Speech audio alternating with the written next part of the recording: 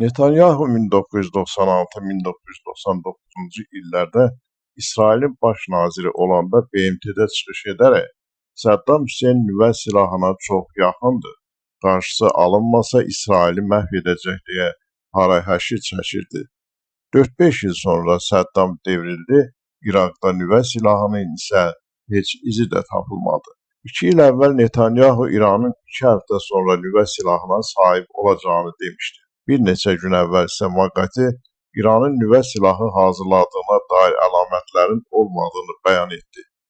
Yeni dünya düzəni belə prinsipial qurulursa, vay bu dünyanın halına. Bunu Bakı Xəbər Media qrupunun rəhbəri politolog Aydın Quliyev öz Facebook səhifəsində yazıb.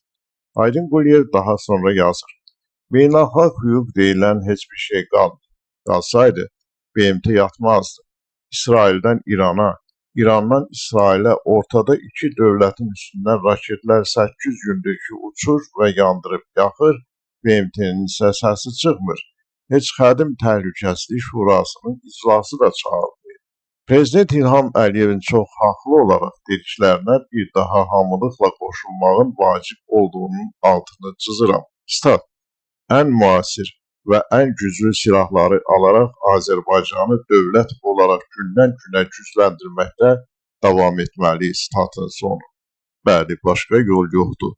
Bir nizamdan digərinə keçiddə xaosa bürünmüş dünyada təhlükəsizliyin nisbətən ən etibarlı təminatı məhz budur.